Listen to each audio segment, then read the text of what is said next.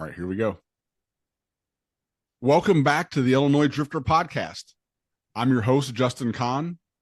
As you can see, I have a guest with me today from well outside the Decatur Triangle. Somebody who I know through the State of America world. We're kind of in the same little message group, I guess you would call it. And he's from Annapolis, Maryland, and his name is Jimbo Hennessy. Jim, welcome to the show. Hi, thank you, Justin. Yeah, we do share a world, and I wanted to start off by saying that we've been connected across the country. You're halfway across the country from me for well over a couple of years, and I've been reading the Substack, and now here we are with a podcast. And we kind of met through a podcast, and now here we are sitting here recording one. And we got another cool story about how I came to actually go to this show. Thanks to you, right? That I'm going to want you to tell a little bit about. So this is really cool. I want to congratulate you. It's great. I've been reading your writing for a long time, and then to take it out to say, hey, I want to do a podcast, and you've been able to get some great guests on and have some great interviews and talk to some cool musicians and go out and check out some cool shows. And that's actually why I'm here as your unofficial East Coast correspondent.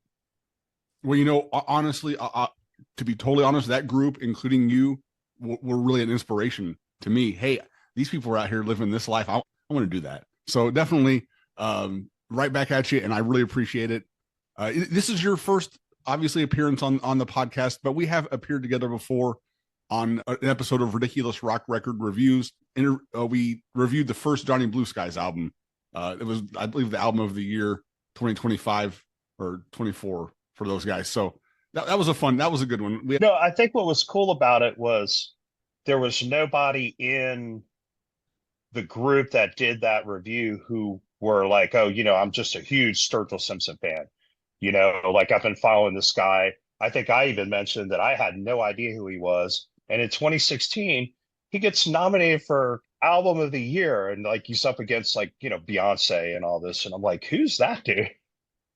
And that was during that period of time where he wasn't releasing a lot of albums.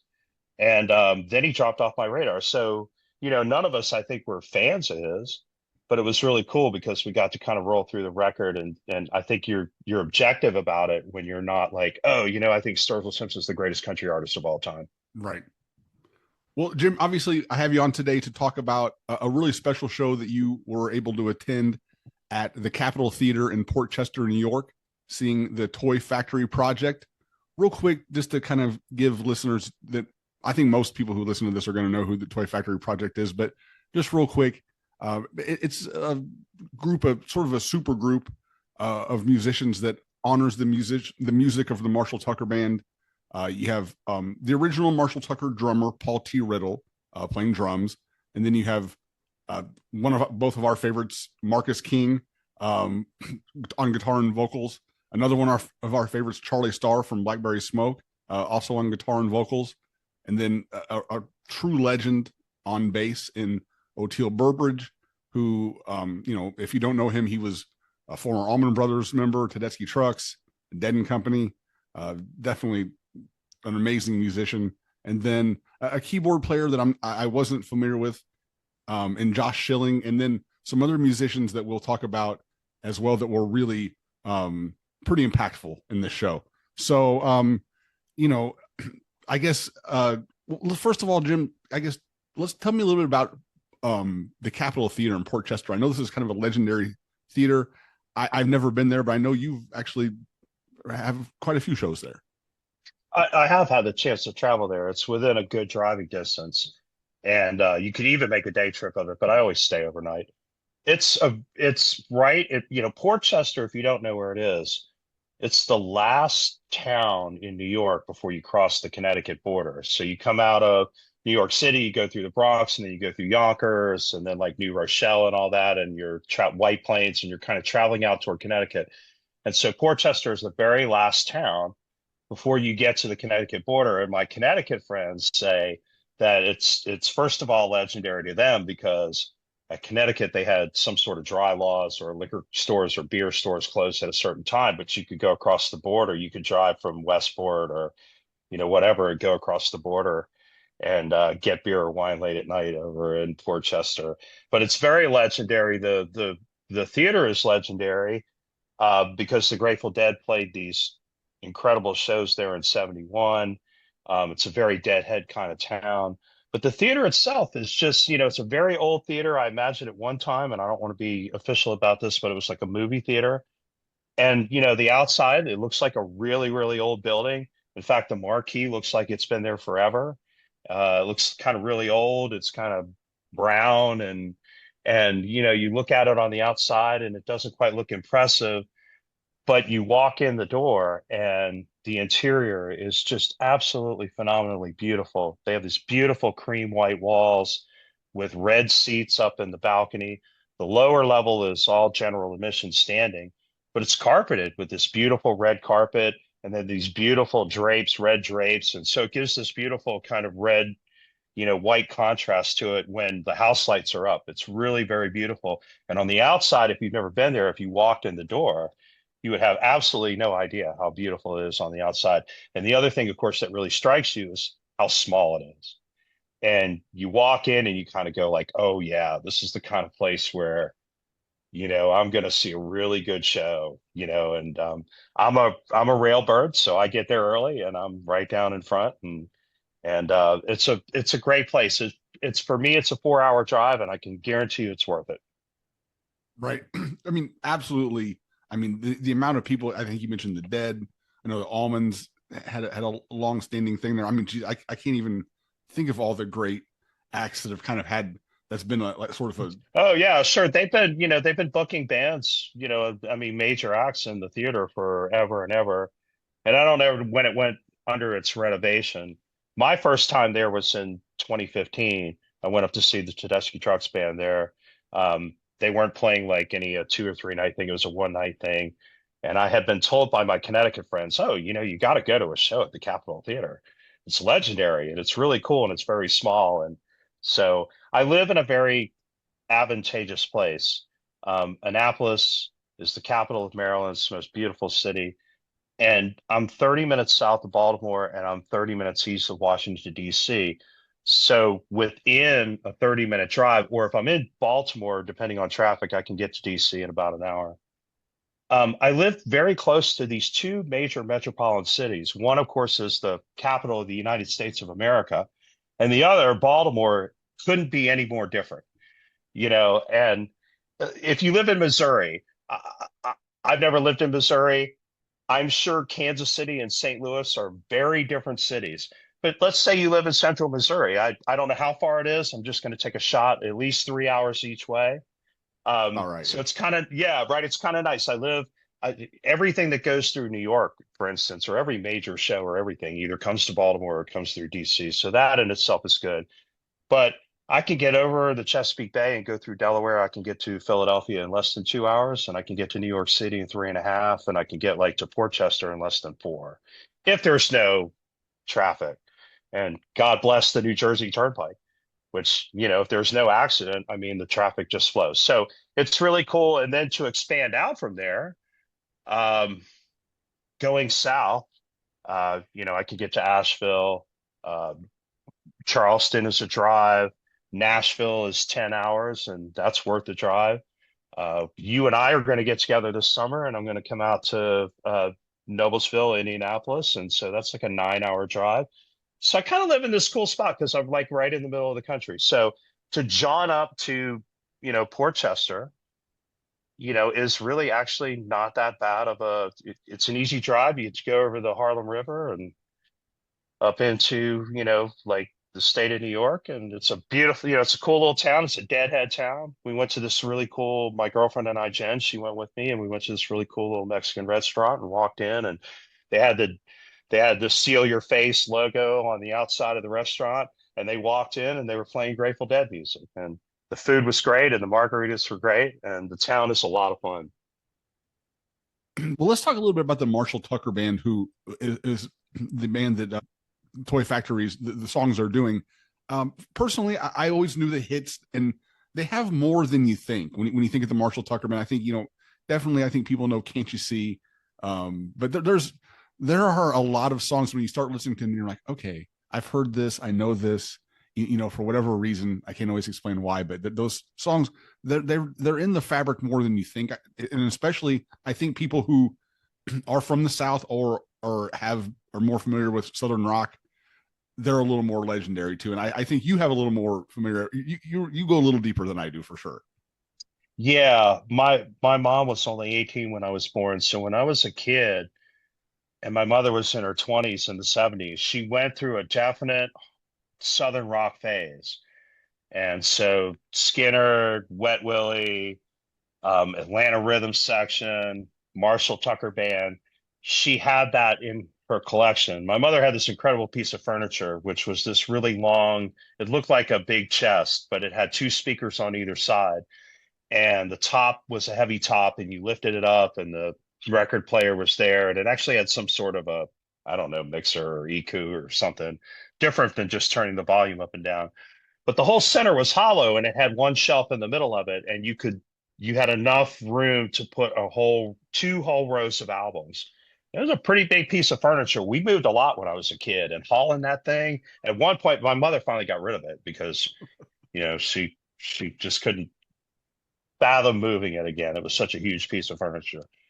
But she had this incredible music collection. She kept a lot of 45s and singles from the 50s and the 60s. And then she had, all of her 60s albums and Beatles and Stones and stuff. But my mom went through this period in the 70s where she was really big into Southern rock. And so my first exposure to Marshall Tucker Band would have been through her. But then I moved to Atlanta when I was 18 in 1986. And that was really kind of where my appreciation for them changed a lot, because when you live down south, and you're a young guy and you're hanging out with guys who are a little bit older than you, at that time they had a lot of nostalgia for like 70s stuff. For instance, I didn't know REO Speedwagon.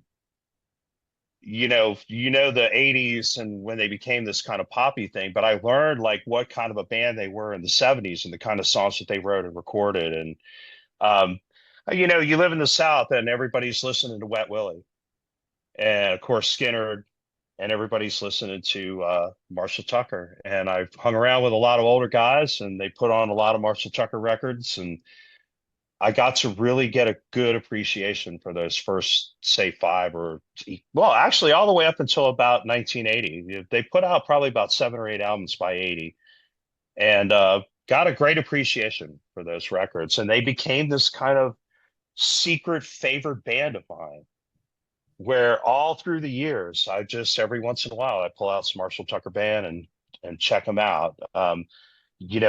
Blind Melon's like that for me, like a band that hasn't been popular forever. The Marshall Tucker Band was around for a long time and they're still around. Yeah. Doug Gray's still singing and playing guitar, and Jerry Eubanks is still playing the flute and the saxophone, and they're still carrying on the Marshall Tucker Band. There was actually a touring Marshall Tucker Band. But nobody's thought about them. If you mention the Marshall Tucker Band to almost anybody, they're going to go like, yeah. I mean, they may know the hits, and like you said, people who are going to listen and watch this podcast are going to know. But for most people, they haven't thought or heard about the Marshall Tucker Band in 35, 40 years now. And Blind Melon put out 2 records and Shannon Hoon died, and and that happened in 94, 95, right? So 95. So they're just one of those bands that I've always just really loved their music, and they're the kind of band that I'll actually put an album on and listen to it from start to finish. Just once I kind of knew this was happening, I went back and listened to those first. I don't know that I went all the way to 1980, but I listened to the first several, and I mean, yeah, front to back, their albums were kind of weird, where they would have the same songs on some of the albums, and they would have a bunch of live stuff. A lot of their original album. Their second album is actually a double album, where the first album is recorded. There's like 8 or 9 songs on it, and the whole second album is like live stuff from the first. Yes, yeah, and it's good. It's great stuff. Yeah, no, I really, I would love to really dive in more. If we should talk a little bit more, if there are any live Marshall Tucker, are there any legendary performances or anything like that you know of? Yeah, I have this ridiculous hard disk collection of stuff that I burned forever ago. I should go through the 70s and 80s files and see if there's any Marshall Tucker. I think the thing that stands out about what Toy Factory Project brought out about Marshall Tucker is you think they're just a Southern rock band, but there's such a jazz influence about it, which is what makes Orteil's, you think to yourself, like, okay, of course Orteil played with the Almonds, but like the dude played in the Aquarium Rescue Unit. He played with Colonel Bruce.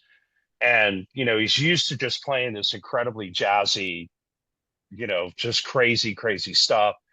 And you kind of think to yourself, wow, why would Orteil be so like big into this project? Because apparently he's been involved for a really long time. And not only did it stand out seeing the show, but the Marshall Tucker band is much more jazzier than you think they are. They swing. No doubt about it. Well, let's talk a little bit about you. You saw the second night of there were two shows at the Capitol Theater. You saw the second night. What was the date again on that? Off the top of your head? Yeah, February 27th. The two shows were the 26th and the 27th.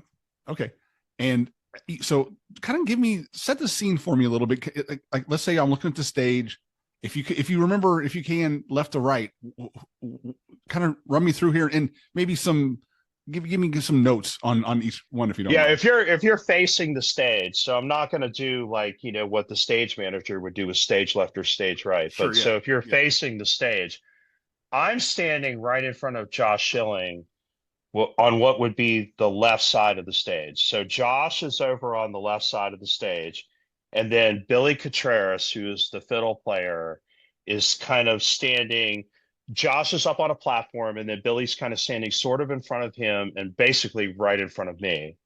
Then behind Billy is a pedal steel guitar. And then Marcus is going to be up front.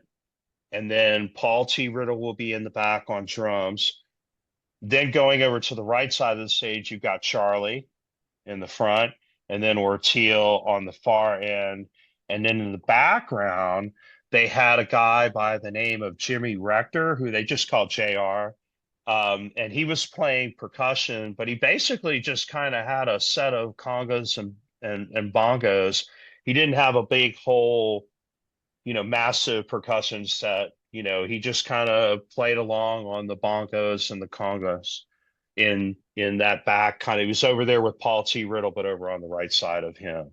And so that would be the whole setup of the stage. I stood right in front of Josh Schilling, and there was a woman standing next to me, an older woman than I am, and she was from Detroit, and she said she knew Josh personally.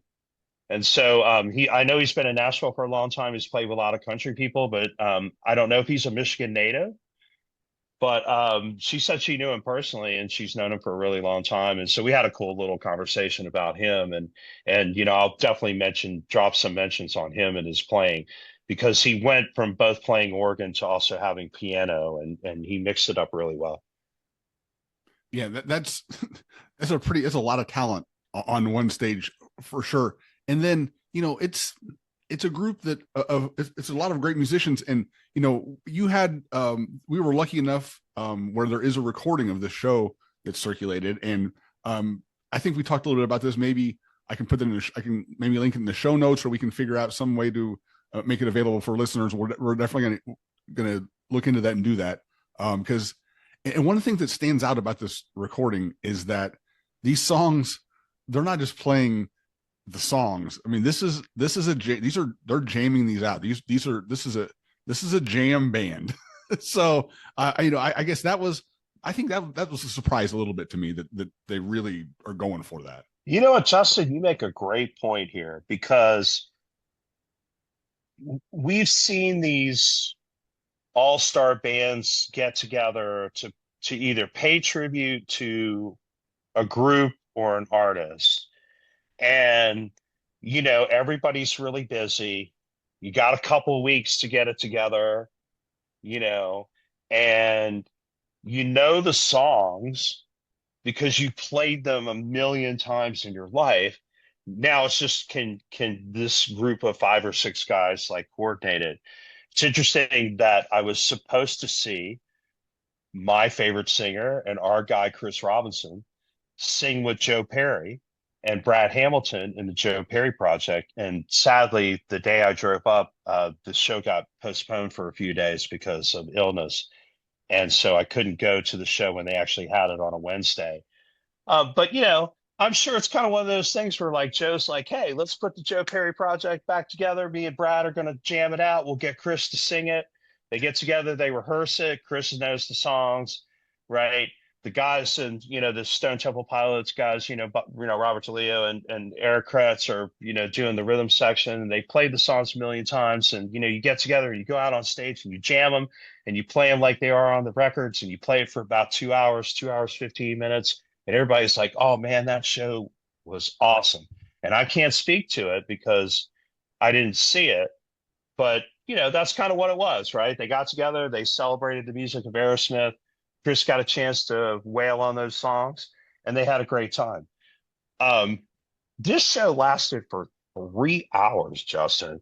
Like they were so deeply into this that you have songs that if you listen to them on a Marshall Tucker Band album, they're 4.5, 5 minutes long, 5.5 minutes long, that are like 12, 13, 15, 17 minutes in some cases on this recording. And the thing I found out, which was really interesting, is that Paul T. Riddle, the original drummer for the Marshall Tucker Band, who's not been associated with them for many, many, many, many years, just kind of wanted to do something to honor the Caldwell brothers. And he kind of started this whole thing like almost 15 years ago. And one of the first people he got involved in it was Oteil. And Charlie's been really deeply involved with this for like, much of the last 10 years. And you think about how much Charlie Starr and Blackberry Smoke have been touring for the last 10 years. And yet Charlie's made it a point to be like, hey, I want to be involved in this and I want to do this. And so I think a few things came together here, which is that this thing's been in the works for a really long time. It's kind of not like, well, hey, let's throw together a tribute and go out and play it. They've been trying to do this for a long time. And I don't know how much they've rehearsed, but I guarantee you through the years, they've kind of, gotten together, jammed out, hung out, done some cool stuff. And then, of course, Marcus is a, Greenville, Spartanburg, South Carolina guy, which is where the Marshall Tucker Band is from. I do not know this officially, but I think his father knew the Caldwell brothers, knew those guys, knew Doug Gray, knew Jerry Eubanks. I don't know if he ever played with them, jammed with them, hung out with them.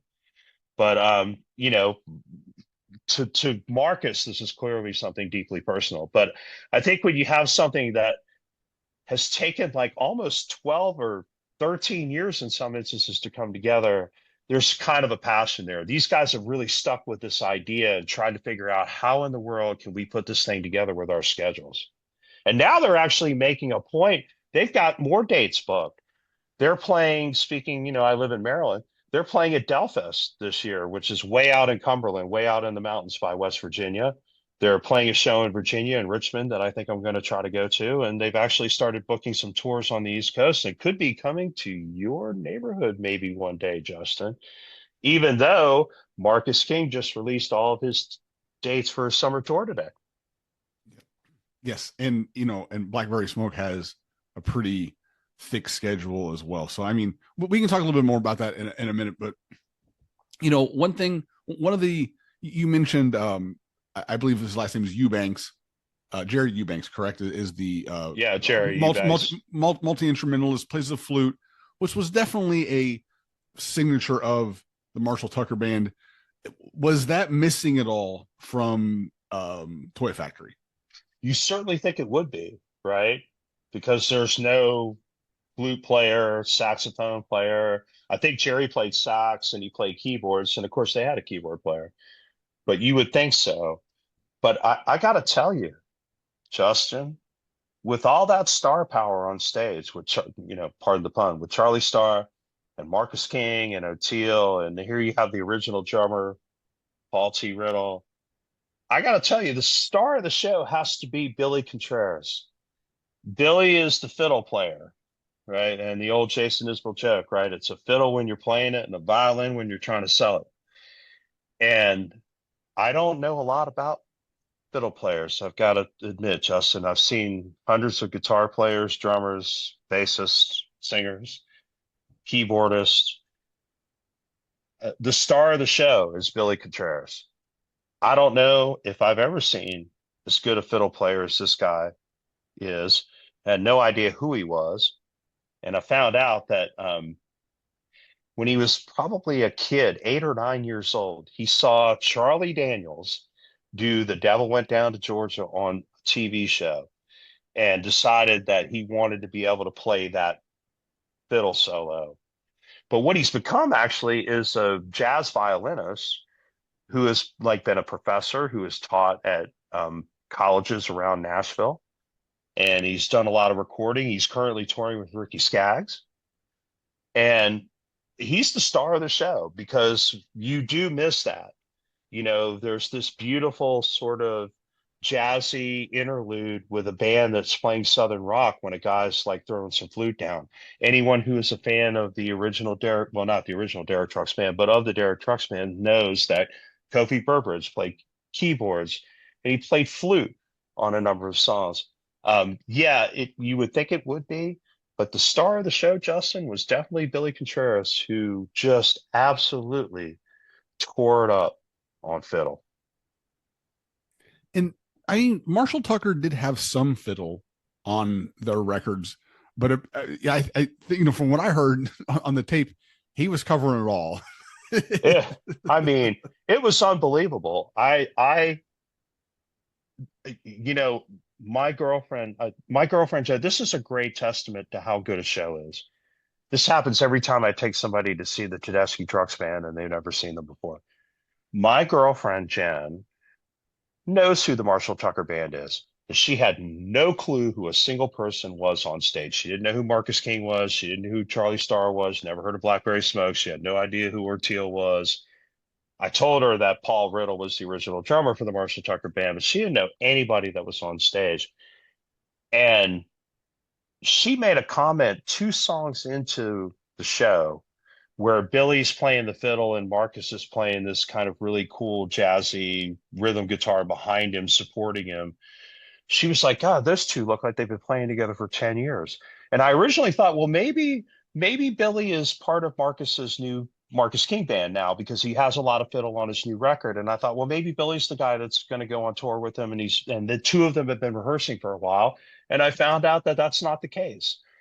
And so for somebody who has no idea who's on stage to make that comment 2 songs into, what turned into a 3-hour show, she was like, God, those two look like they've been playing together, for 10 years. She was absolutely blown away by Billy, and I was as well. He was really great. It just made an incredible difference because you can play a jazzy, kind of violin sound, but you can, definitely throw down on some fiddle when you want to get that country western sound. Let's talk a little bit about the set list. There was the first half of the set list was maybe a little deeper cut stuff. I thought of that first. I mean, there was a lot of standouts. You could really almost go through every one of those songs and pick out something that was great. But that opening first part of the set for me, This Old Cowboy, I think it was 12 minutes or so, and the solos on that thing were. You mentioned This Old Cowboy. Now, you would think This Old Cowboy is a really good, great traditional country, rock song, right? But it's actually a jazz piece. And the band just kind of showcases what made the Marshall Tucker Band very unique. They obviously were hugely influenced by the Allmans and the Allmans jazz influence, right? But the Allmans certainly, they had Tom Duchette come out and play some harmonica, but they didn't have anybody like playing flute or saxophone or anything like that. They didn't do horns until after Dwayne passed away, right?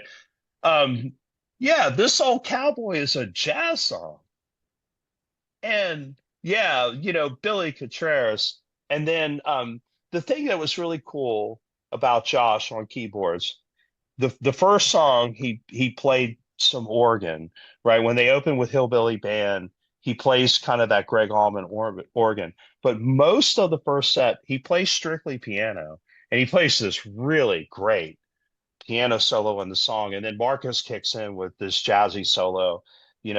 Marcus has these really cool jazzy chops. He's always had those little jazzy instrumentals, on his albums going all the way back to, the very first ones. And so, yeah, it was such a standout because you think, oh, this old cowboy, that must be like a country song. And it's actually kind of this jazz jam song.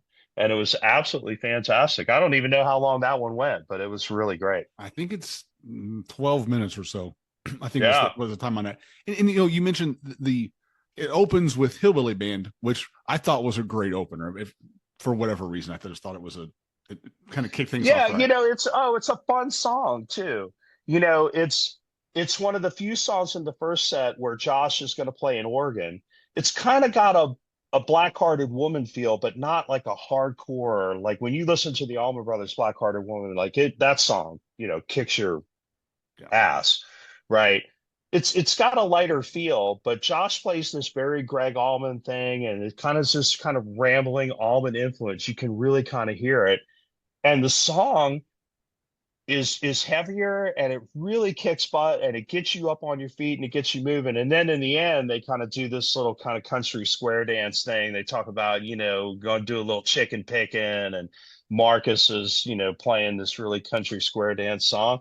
And you'd think everybody would have just broken out into squares and like started dancing, and you had a little call and response. So it was a really fun way to start. But another song that I think that really stood out was the song after that, which is "You Ain't Fooling Me," which kind of has a very Midnight Rider feel to it, right? A little bit kind of heavier, you know. And if you know the original version of "You Ain't Fooling Me," right, then you kind of know that Doug sings this in this really incredible high crescendo. And who better to match that than Marcus? He just the vocals on it. Um, he kind of also Marcus plays this solo. It kind of has a little "I Know You Rider" feel to it, right? It's very kind of Grateful Dead-ish, and it just kind of rambles on. There's a little snippet of Blue Sky in it. And then Charlie jumps in. This is really the first time where Charlie jumps in with a solo that really kicks butt. So that one's probably about 15 minutes long, and that's another one I think that's really worth the time to check out and listen to.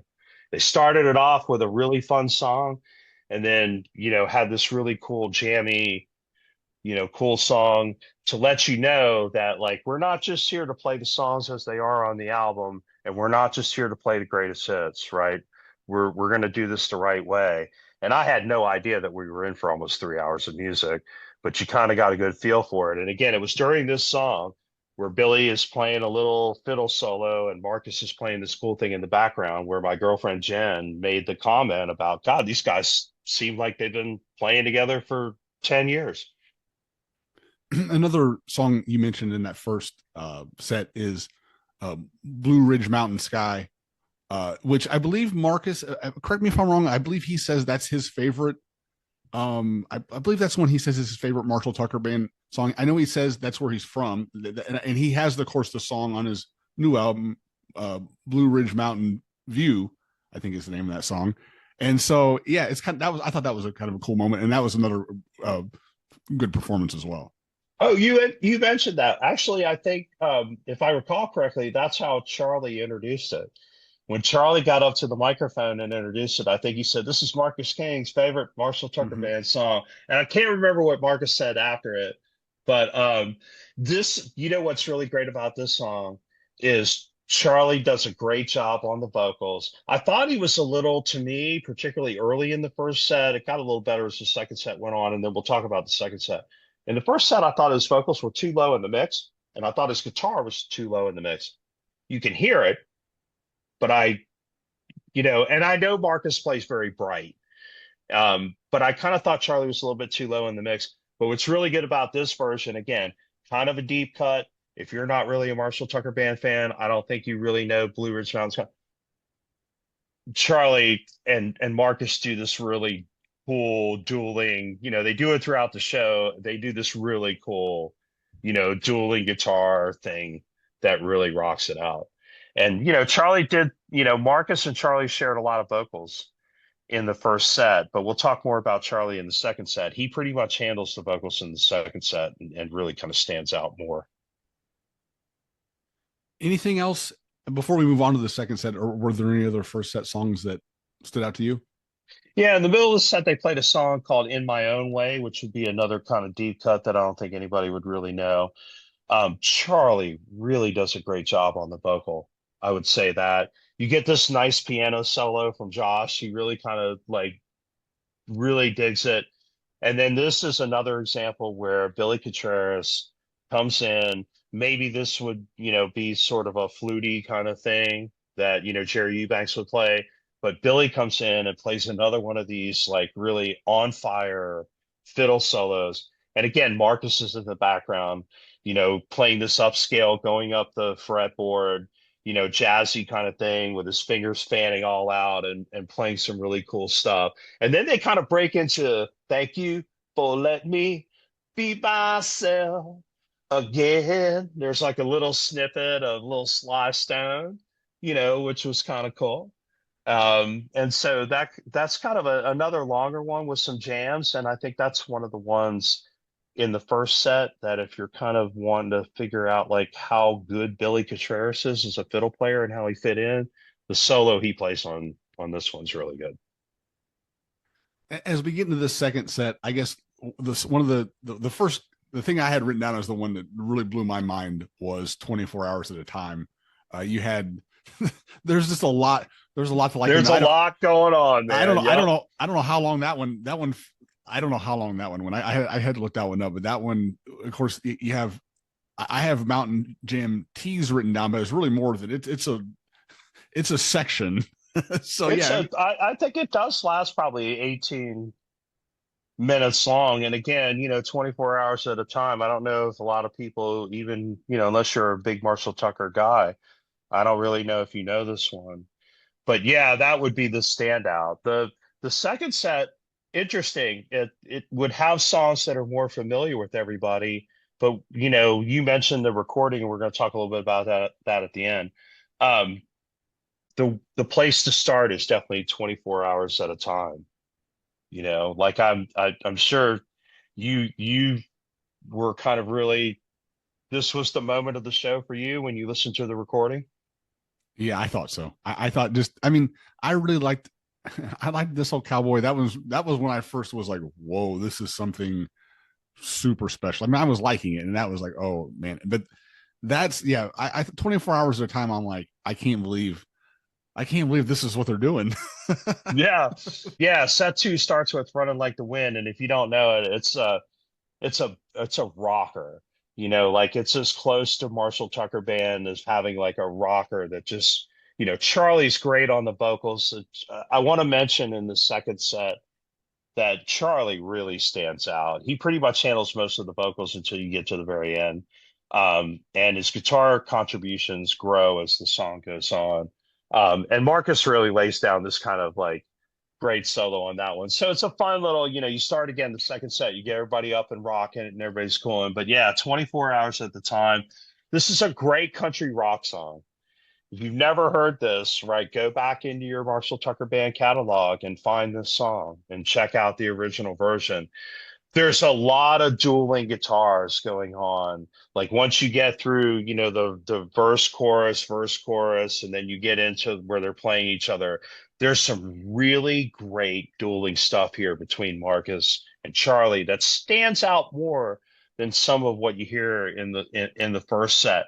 And when they get toward the end of this little dueling thing, you hear a little snippet of Librarian in A minor by the Allman Brothers Band, and then they kind of hand it off to Billy, and Billy Contreras comes in and plays this ridiculous fiddle solo that I think lasts almost 4.5 minutes. The endurance on this guy, man. I mean, he's just up imagine hearing The Devil Goes Down to Georgia and hearing a guy that like can tear it up like Charlie Daniels. Like imagine going to see Charlie Daniels.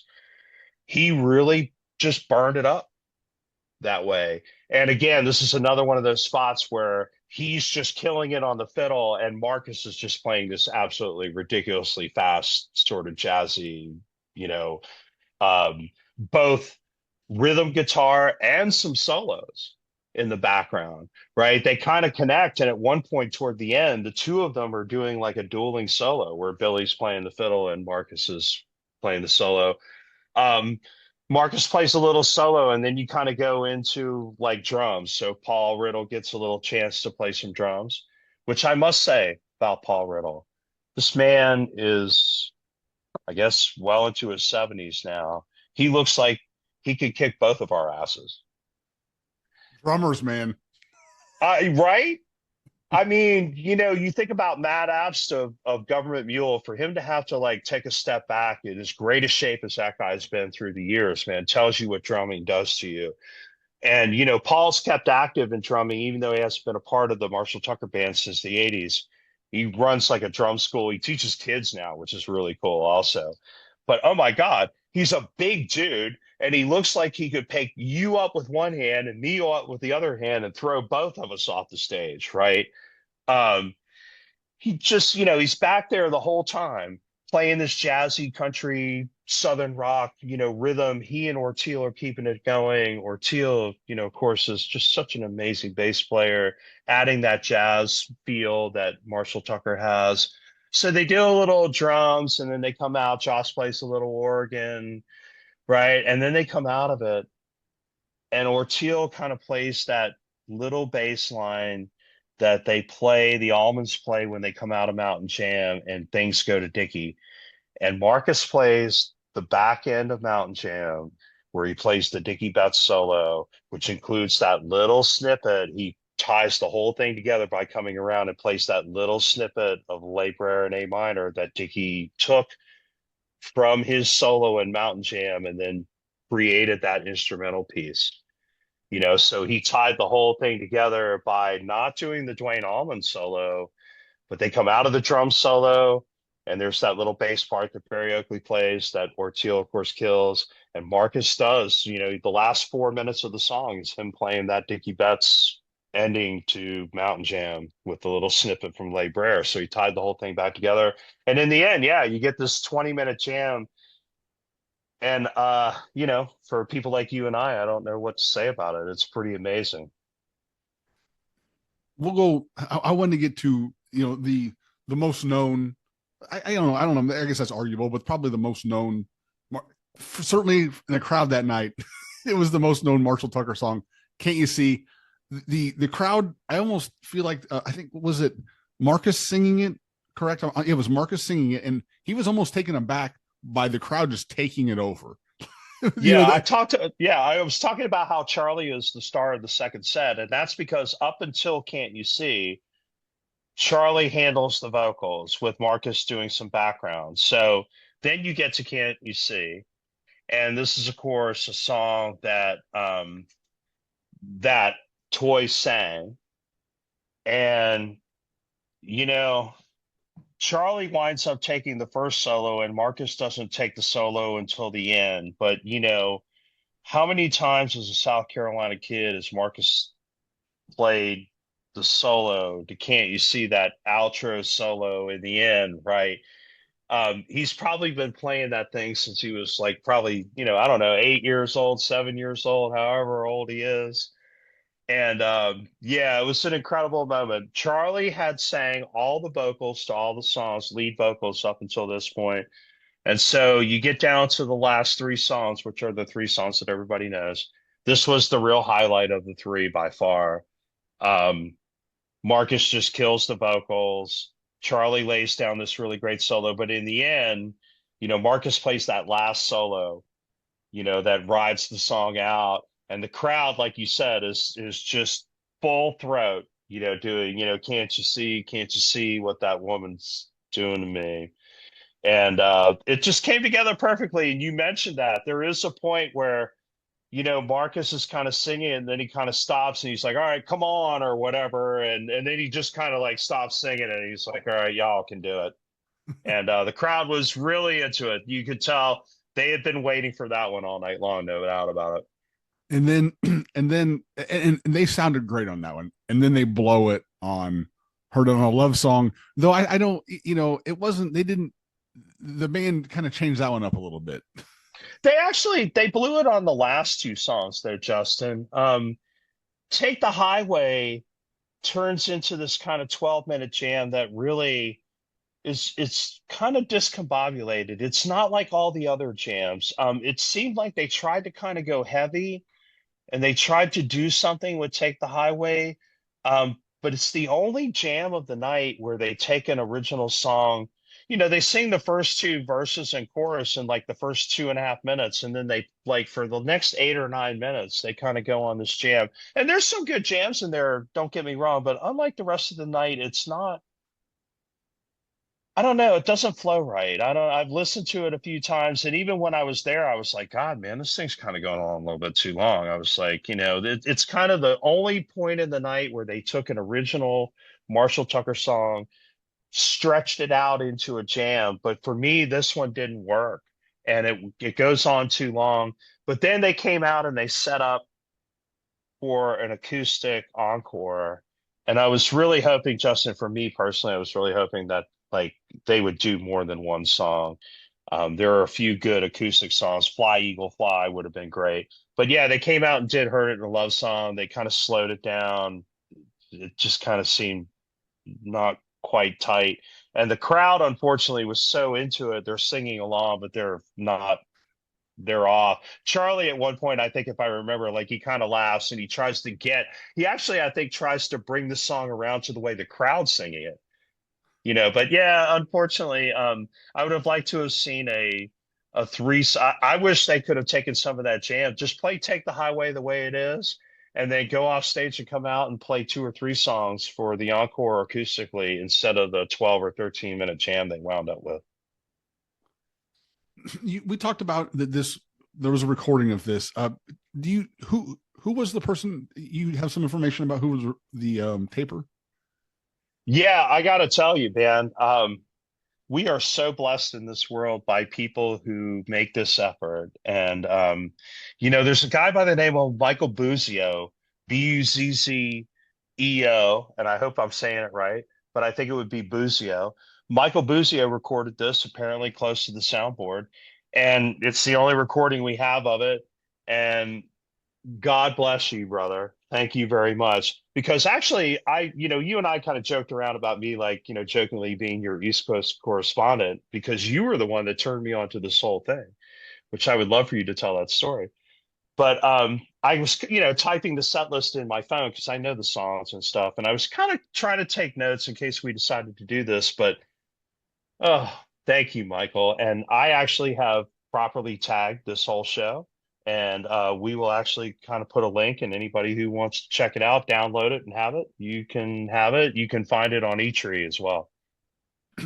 Well, obviously, it would be amazing to hear more of this band. I think that one of the it's sort of been the thing where one of the problems with getting it all together has been the fact that, like we mentioned before, they all have very busy schedules, and I think that I remember being at the Marcus King show with my wife where we he kind of mentioned this. It was asked of him, hey, are there going to be, we saw the Telluride show on Nugs, are there going to be more of this? And he sort of revealed that night, in Peoria, Illinois, that yeah, there's going to be at the at the Capitol Theater. And so yeah, and then all of a sudden, here we are. Yeah, let's talk about how great, look, the internet and social media gets what it deserves. And, there's a lot of it that's not good, but there's some things in it that are good. And one of the things that are really good is what we've mentioned earlier, which is our little connection through the State of America podcast and that group, and our little Signal sewing circle that we have where we talk about sports and food and all kinds of life. And there's a small collection of us that get together, which, by the way, I want to dedicate my appearance here to our friend David Hall in Georgia, who had some storm damage today. And he had some damage on his property where he, kind of had his own sort of man cave in his own place with his instruments and all of his music collections. And unfortunately, he suffered his house didn't suffer a ton of damage and nobody got hurt, but unfortunately, he suffered a lot of damage to his, personal effects. And so I want to dedicate, he's a huge Marshall Tucker guy. And he's somebody who loves the music. And so he's part of our little group. And I want to dedicate my appearance to him because I feel bad for him. If anything, ever happened to my house, I would lose all my, music stuff and I would feel bad, So, um, I feel bad for him. We're all going through a lot of tough times right now. And so I want to just say shout out to him because he loves the Marshall Tucker band. I kind of was thinking about David and I got off track, but you and your lovely wife go to this incredible Marcus King performance, and I guess you paid for, kind of a VIP experience where Marcus played acoustic, right? He did. He did a little acoustic set for like a little private Yeah. acoustic set. Yeah. So you're mentioning the fact that at some point somebody asked him about the Toy Factory Project thing. And so this is the great thing about the internet to, sorry to get off tangent, but this is the great thing about the internet. You go to the show and then you kind of to all of us say, hey, I went and saw Marcus King last night. And, my wife and I went and paid for the VIP thing and he played acoustically. And somebody said something about Toy Factory Project. And he mentioned the fact that they're probably going to do something at the Capitol Theater in Portchester. And so you're actually the person who put it on my radar. And had I not been alerted by you, just through our random association, through our friendships and our, again, sewing circle, I wouldn't even have kind of even known about this. And so you're as much responsible for me going to this show as anybody is. We wouldn't even be here talking about it. Man, that's great news. That makes me feel good. And that's sort of what it's all about. You put it out there and you sort of hope I always say, if I can touch one person with what I'm doing, then it's worth it. And so, hey, that's great. And, hopefully there's more of this, but even if there's not, what we have is pretty cool and special. And we're lucky to have a recording of it. So yeah, we'll see what happens from here, to be totally honest Yeah, it with you. seems like they're making it to, like I said, they're actually coming here to Maryland, but Cumberland is way out in the mountains by West Virginia. Del McCrory used to have a festival called Del Fest, and it still goes on. And they're going to come and play at Del Fest. They're playing in Richmond. This is happening, I believe, in May. So now all of a sudden they're actually carving out time, and we mentioned at the start of the show that Marcus just released all the dates for his summer tour. But, it seems like when people have time, like now they're like, okay, we're going to do this. So yeah, I think we may see more of this. And I hope that they actually record something. I've heard something about there being either some stuff already recorded or in the mix. I'm not quite sure what the situation Well, is I with that. actually thought I was under the impression, actually, Justin, that they were going to record an album, and maybe someday it will be, and then maybe someday they say, hey, like let's take 3, 4, 5 months and go kind of do this, you talked about how relentless Blackberry Smoke is about touring, so and Marcus, he seems like Marcus is kind of balancing his life out and he doesn't have to tour constantly, so there might be an opportunity there. So yeah, I think we're going to see more of this. I thought it was very encouraging that they did these two shows and now they're following up with doing, I think there's 4 or 5 shows that they're going to do over the month of May. So it seems like it might be something that, is going to continue on. It might come to a town near you or a drivable distance near you, right? Well, Jim, I really can't thank you enough for coming on and for the kind words and for telling us about this really incredible show. And also, how many months are we out here? 4 or 5 more months, I guess, out from actually getting to meet in at the Black Crow show. I mean, that's going to be and definitely a more return.